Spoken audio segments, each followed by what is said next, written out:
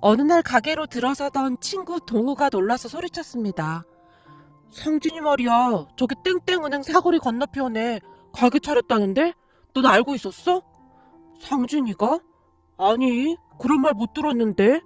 언제 오픈했다는데? 한 이틀 됐다고 하던데? 상진이 걔는 진짜 인성이 글러먹었다.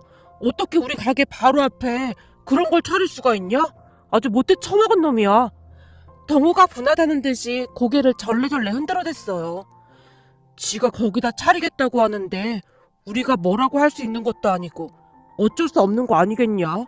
우린 그냥 하던 대로 하면 되는 거 아니겠어? 아니, 괘씸하잖아. 뭐 그런 인간이 다 있냐? 상진이가 몇 달 전에 우리 가게에 와서 너한테 이것저것 물어볼 때부터 뭔가 이상하다 싶었다. 진짜 웃기는 짬뽕 아니냐?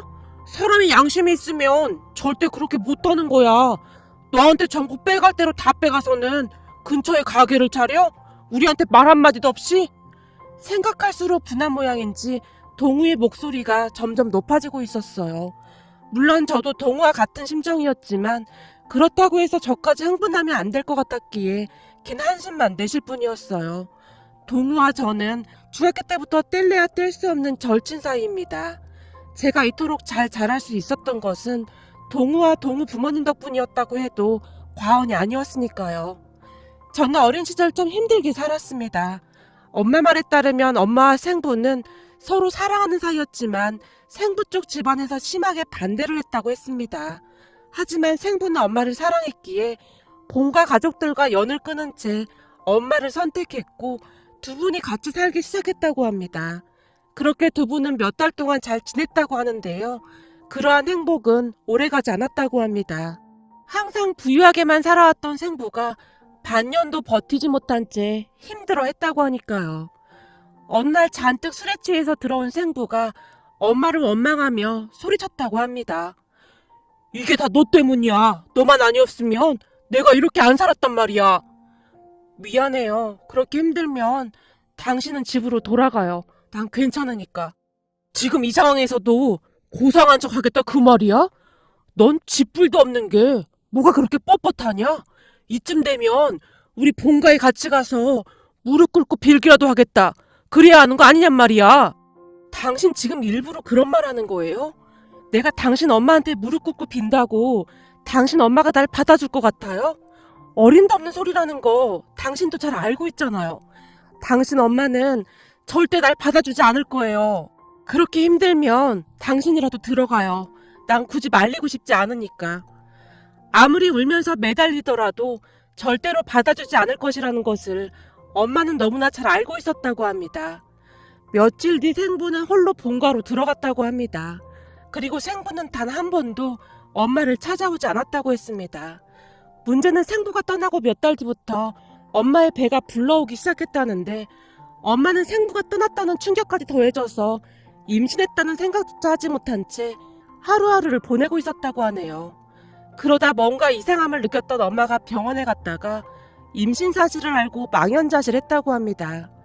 결국 몇 날 며칠 고민만 하던 엄마가 큰 결심을 한 채 생부가 있는 본가로 찾아갔다는데요. 엄마를 보자마자 생부의 어머니, 그러니까 저한테는 할머니겠네요. 그 할머니가 혼비백산한 채 소리를 질러대더랍니다. 네가 여기가 어디라고 얼굴을 들이밀어? 당장 돌아가! 저기 그 사람이랑 잠시만 얘기 좀 하고 싶어요.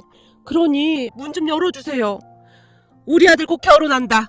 괜히 우리 아들 결혼하는데 초치지 말고 조용히 돌아가거라. 네? 결혼이요?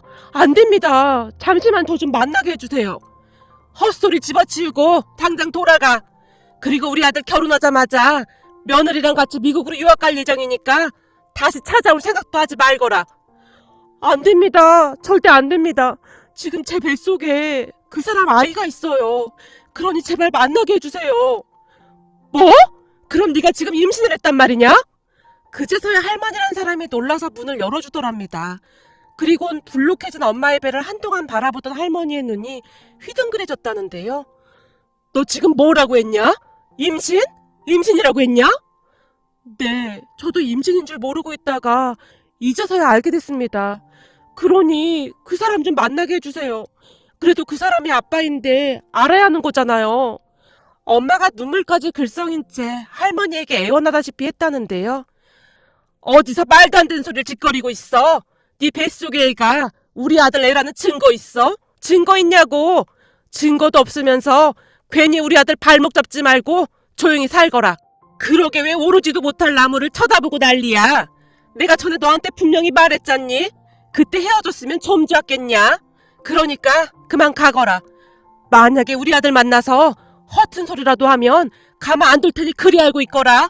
할머니가 급히 방 안으로 들어가서는 주섬주섬 뭔가를 꺼내오더니 엄마에게 획 하고 집어 던졌다고 합니다. 이게 뭡니까? 뭐긴 뭐야. 너 혼자 애 못 키울 거 아니야. 가서 네가 알아서 하라고. 물론 우리 핏줄일 리는 없지만 네 인생이 불쌍해서 주는 거야. 그러니까 그 돈으로 병원 가란 말이야.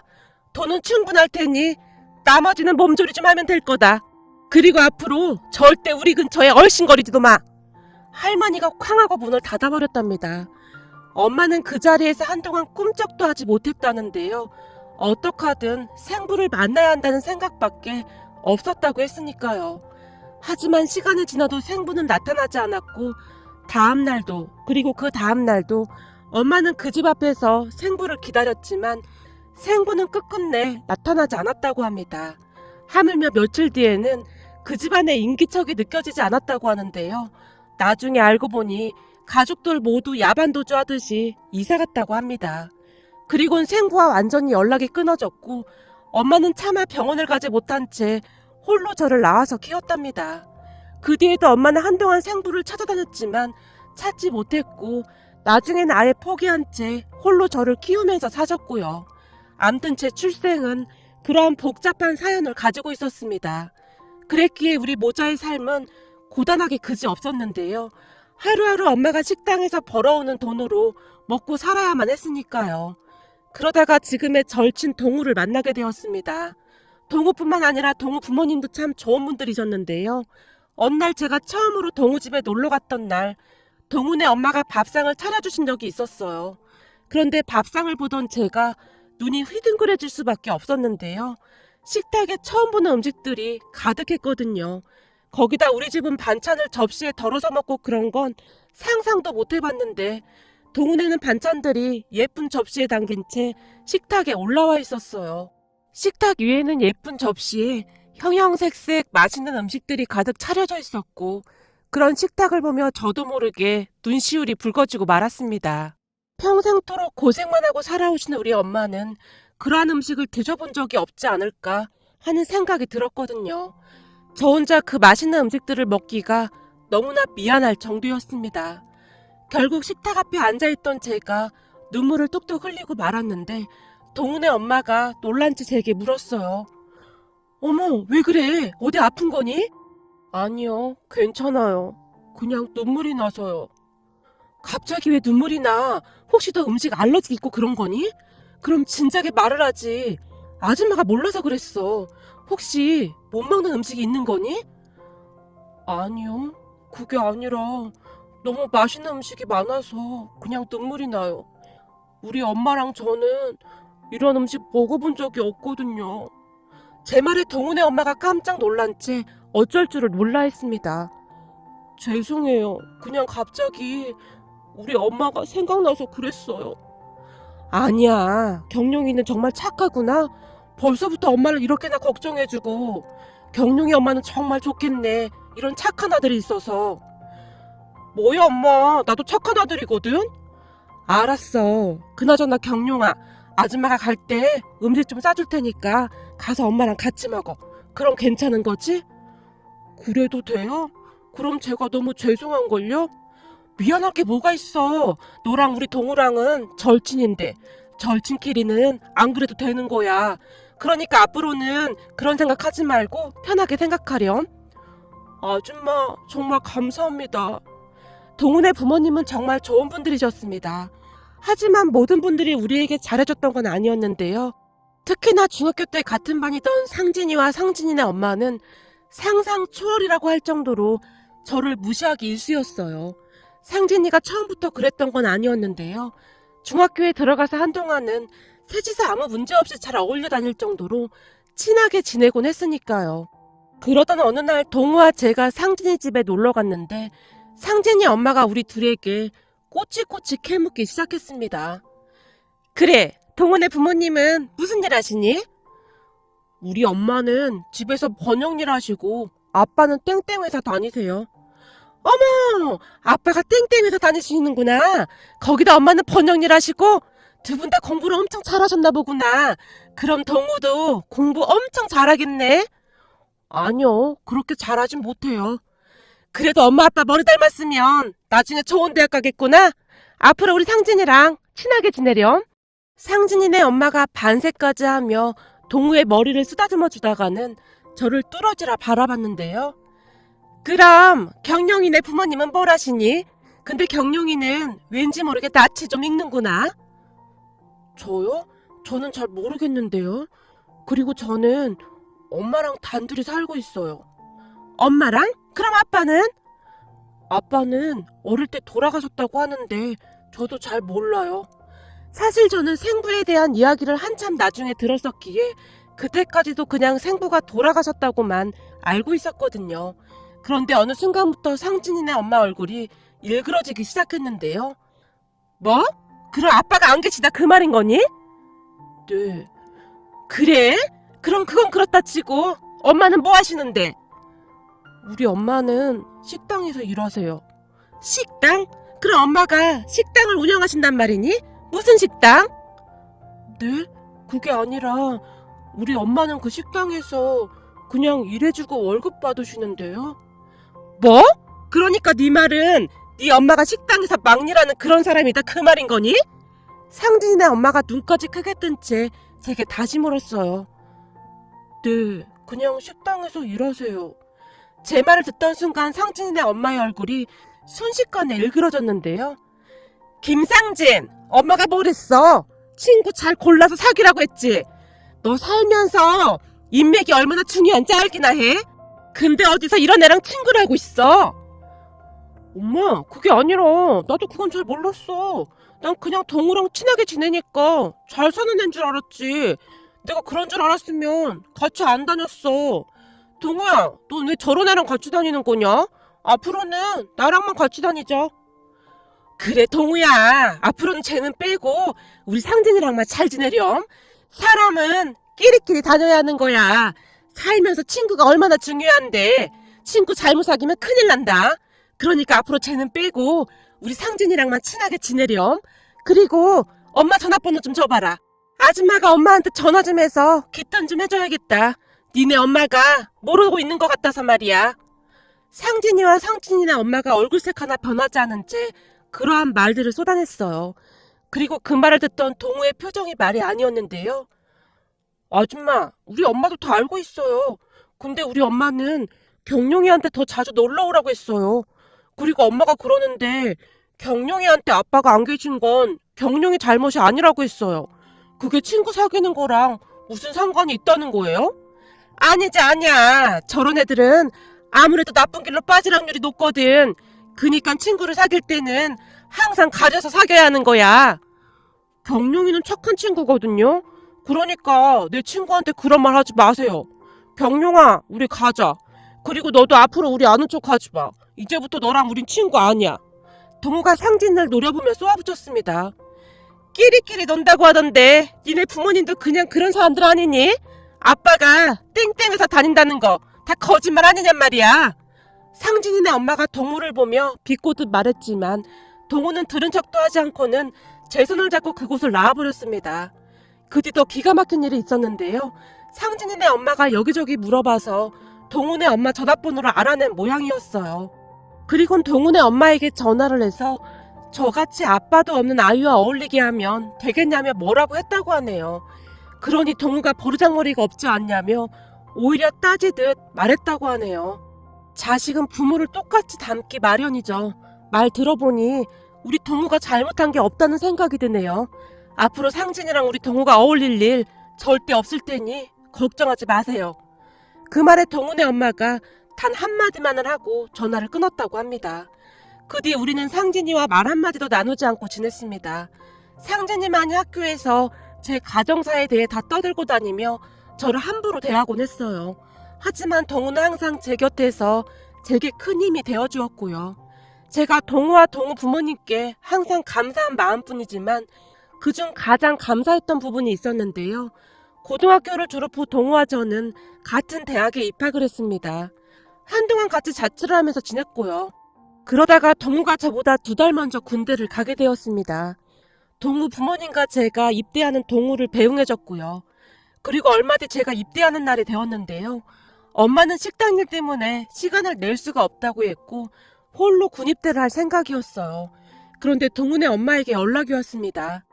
경룡아, 내일 입대하는 날이지? 내가 어머님께 연락드렸더니 식당 일로 바쁘셔서 못 가실 것 같다고 하더구나. 아줌마 아저씨랑 같이 가자. 네? 아니에요. 제가 어린애도 아니고 괜찮아요. 우리도 괜찮아. 우리한테 넌 우리 동훈아 갔다는 말 잊었어? 아들이 군대 간다는데 같이 가줘야지. 아, 감사합니다.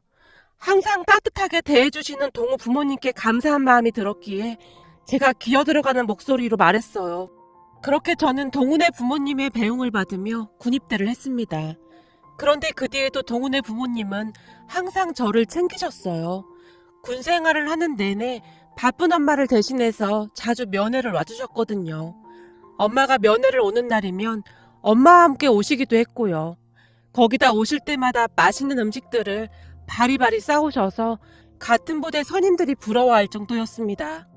이렇게 자주 안 오셔도 됩니다. 동우한테도 가보셔야 하잖아요. 예, 말도 마라. 동우가 아주 난리도 아니야. 동우가요? 그래, 자기한테는 안 와도 되니까 너한테 자주 가보라고. 갈 때마다 아주 신신당부를 하잖니.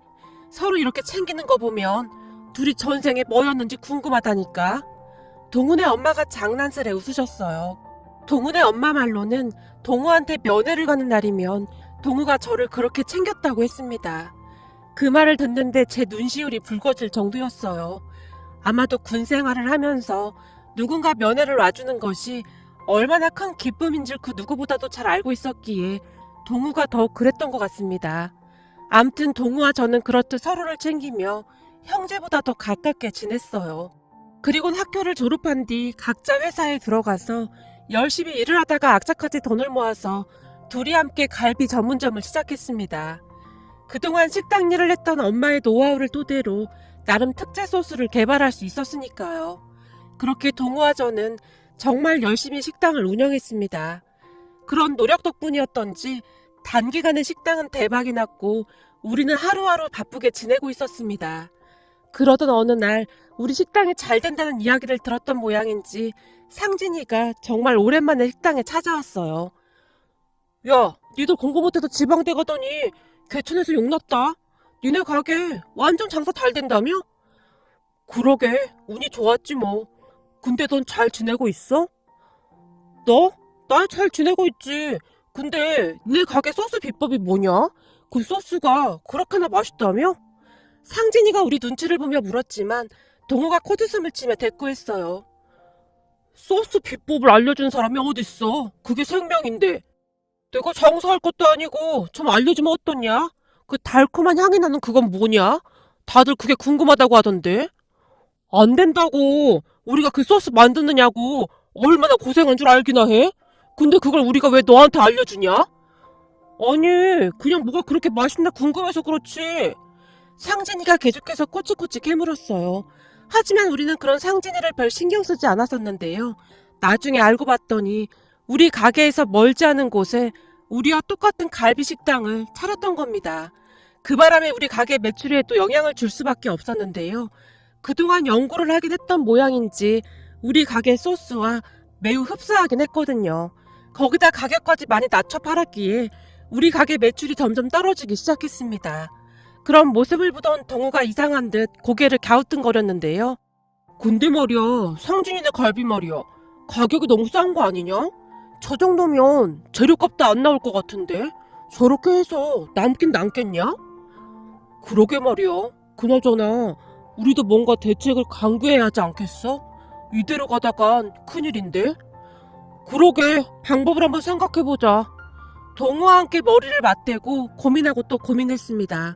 그러다가 동우가 아이디어를 냈어요. 우리 이걸 전국 택배로 한번 팔아보면 어떨까? 전국 택배? 그게 가능할까? 아무래도 손이 많이 갈 텐데. 그니까 한번 해보자는 거지. 우리 아직 젊은데 무슨 걱정이야. 근데 내가 여기저기 알아봤는데 전국 택배를 잘만 이용하면 괜찮겠더라고. 우선 음식 사진 잘 찍어서 홈페이지 운영하면 될 것 같긴 해.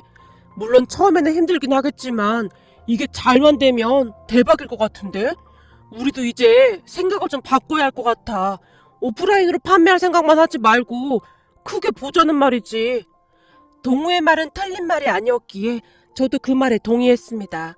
또한 동훈의 아버지가 회사에서 비슷한 업무를 하고 계셨기에 많은 도움을 받았어요. 온라인 식품 판매를 할 때 구청에 신고를 해야 한다는 것도 그때 처음 알았으니까요. 그렇게 동우와 저는 철저히 일을 분담하기 시작했습니다.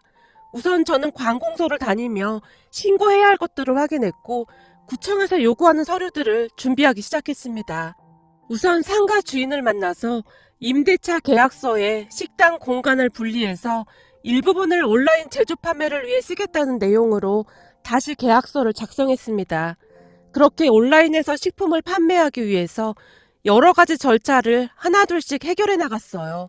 그리고 동우는 인터넷 홈페이지에 올릴 사진을 촬영하고 구청 신고 때 필요한 레시피북을 만들었습니다.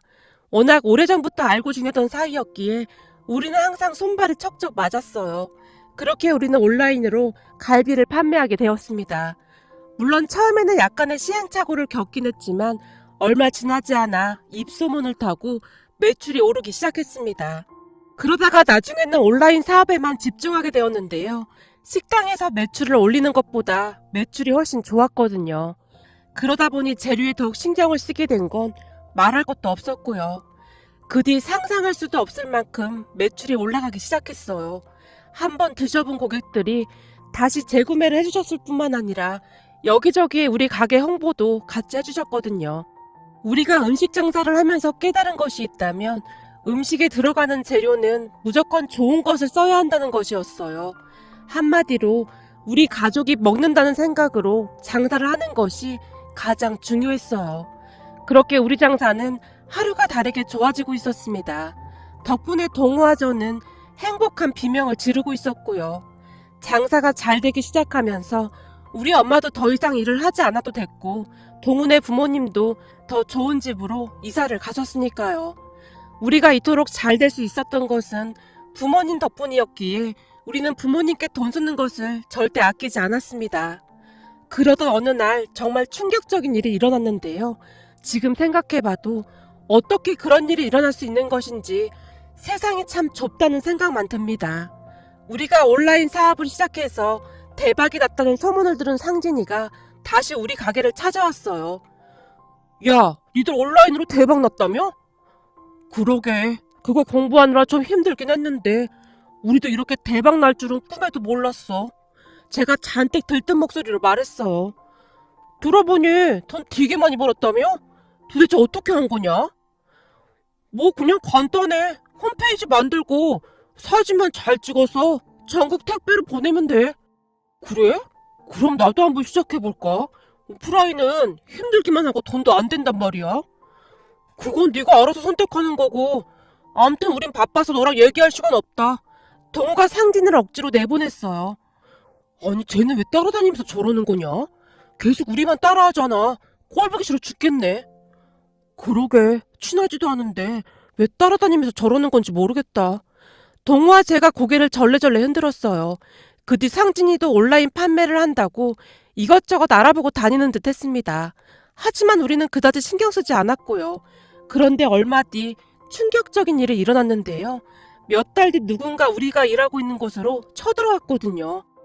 야 이놈들아, 니들이 우리 상진이 꼬셔서 온라인인가 뭔가로 판매하라고 했다며? 그래놓고는 구청에 신고를 해? 니들이 신고한 거 맞지? 네? 누구신데 이러시는 겁니까?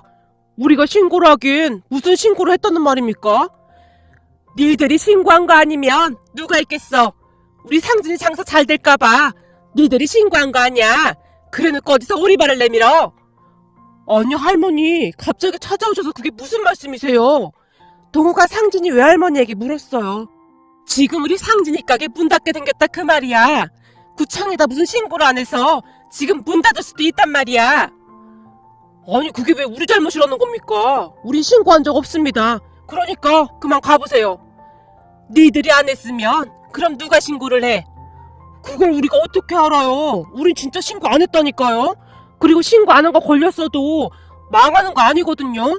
벌금 내고 다시 신고하면 되는 거 아니에요? 그게 아니라 지금 식중독 걸리고 난리가 나서 순간 말을 하던 상진이 외할머니가 급히 입을 닫아버렸어요. 네? 식중독이요? 음식 먹고 식중독에 걸렸단 말입니까? 아니 음식 관리를 어떻게 했길래 그렇게 됐지? 동우가 저를 바라보며 어이없다는 표정을 지었어요. 그런데 계속해서 동우랑만 말을 하던 상진이 외할머니가 그제서야 제 얼굴을 빤히 바라보다가는 바닥에 그대로 주저앉고 말았어요. 아니 넌 대체 누구냐? 저요?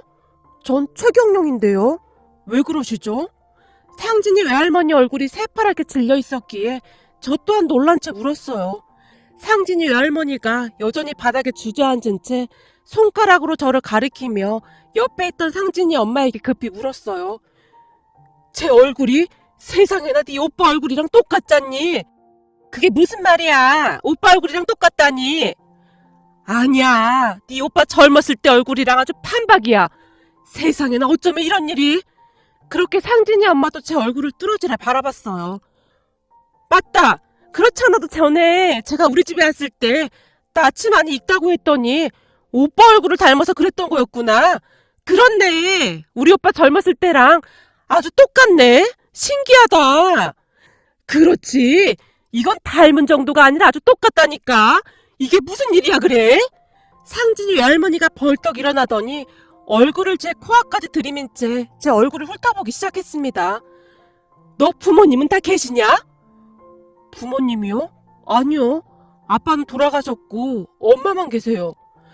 아빠가 돌아가셨어? 언제? 그건 저도 잘 모르겠는데요. 제 말에 상진이 외할머니가 의미심장한 표정으로 상진이 엄마를 바라봤어요. 그럼 니네 엄마 이름이 어떻게 되냐? 우리 엄마 이름은 왜 물어보시는 거죠? 내가 확인해 볼 게 있어서 그러니까 한번 말해보렴.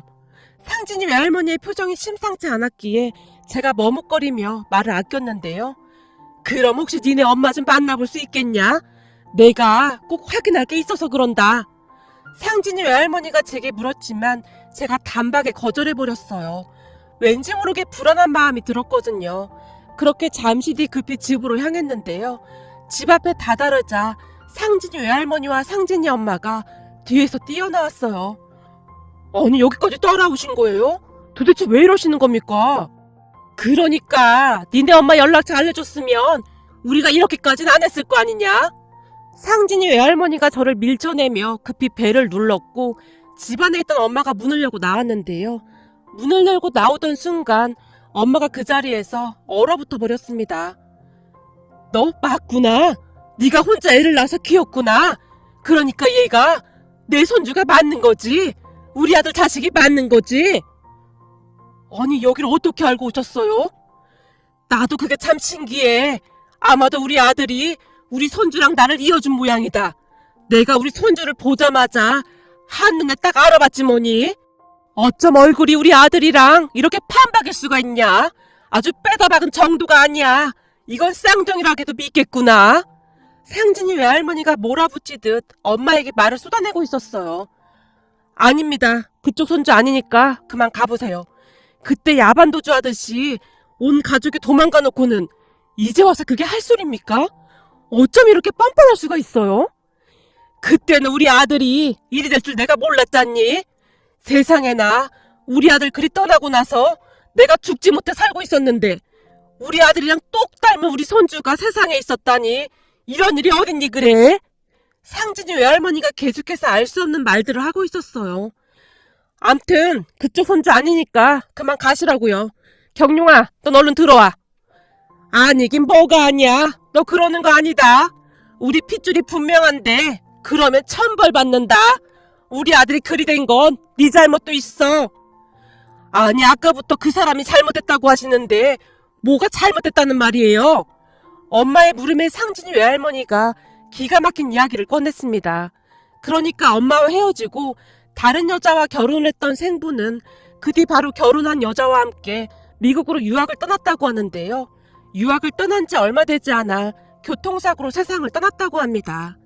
그렇게 까맣게 잊고 지내던 차에 제가 그들 앞에 떡하니 나타난 것이고요. 그랬으니 상진이 외할머니 입장에서는 눈이 휘둥그레질 수밖에요. 아무래도 저를 보자마자 욕심이라는 게 생기지 않았나 싶습니다. 한참 동안 이런저런 이야기를 하던 상진이 외할머니가 순간 저를 덥석 끌어안았습니다. 세상에나 우리 손주가 네 살아있는 줄 알았다면 내가 평생을 그리 살진 않았을 거다. 제가 그런 할머니의 손을 뿌리쳐버렸어요. 제 사연이 그렇게 많은 줄 꿈에도 몰랐네요. 하지만 아주 오래전에 그쪽 집안에서 우리 모자 내친 거 아닙니까? 당신들이 제 핏줄이다 아니던 우린 관심도 없으니까 그만 가시죠. 얘야, 우리가 그동안 몰라서 그런 거다. 이건 다 네 엄마 잘못이야. 우리 엄마 잘못이요? 그동안 우리 엄마가 저를 얼마나 힘들게 키운 줄 알기나 하세요? 다 필요 없으니까 다시는 찾아오지 마세요. 얘야, 죽기 전에 이 할미 소원 좀 들어다오. 됐으니까 나가세요. 제가 그 둘을 밖으로 내쫓아버렸어요. 그리고는 엄마가 저를 앉혀놓고는 그동안 있었던 일에 대해 자세히 설명해줬고요. 그 뒤 그 두 모녀가 다시 우리 집에 몇 번이나 찾아왔지만 제가 바로 경찰에 신고를 해버렸습니다. 그래도 할머니랑 고모인데 너무 독한 거 아니냐고요? 다들 제 입장이었다면 여러분들도 충분히 그랬을 것 같은데요. 나중에는 그 할머니란 사람이 제게 돈까지 뜯어내려고 했거든요. 알고 봤더니 그 많은 재산을 상진이네 부모가 다 날려먹었다는데요. 그렇게 날려먹고는 마지막으로 갈비집을 차렸다는데 도대체가 재료를 어떤 것을 쓴 것인지 온라인으로 갈비를 사 먹고 식중독에 걸렸다는 사람들이 나오기 시작했고 나중에는 누군가 신고까지 한 모양이었어요. 그런데 구청에 따로 신고도 하지 않은 채 온라인으로 장사를 했다고 하네요. 얼마 뒤 구청 식품위생과인가 어딘가에서 조사가 나왔다는데요. 냉장고에 있던 음식 재료 중 유통기한이 지난 식재료뿐만 아니라 식재료 보관도 엉망진창이었던 모양이었어요. 결국 상진이네 가게는 얼마 가지 않아 쫄딱 망했습니다. 그랬더니 상진이 외할머니가 제게 찾아와서 달라붙기 시작한 겁니다. 아무리 그래도 네가 내 핏줄이고 손주인데 앞으로 네가 날 먹여 살려야 하는 거 아니겠냐? 너 돈도 잘 번다고 하던데 너 그러다 천벌 받는다. 하늘이 무섭지도 않냐? 감히 손주가 친할머니를 내쳐? 라는 말까지 퍼부었거든요. 물론 그 할머니 조금 도와주는 건 절대 어려운 일이 아닙니다. 하지만 제가 왜 그래야 하는 거죠? 전에 그 사람들이 우리 엄마한테 어떻게 했는데 제가 그 사람들을 도와줘야 하는 걸까요? 제가 독하다고 할지도 모르겠지만 저는 절대 그 사람들을 도와주고 싶지가 않습니다. 그리고 앞으로도 절대 도와줄 생각이 없습니다. 제가 계속해서 거절하자 그 사람들도 지쳤는지 요즘은 찾아오지 않고 있는데요. 앞으로 다시는 그 사람들과 얼굴 마주치는 일이 없었으면 좋겠습니다. 단지 평생 저를 위해 고생하며 살아오신 엄마와 함께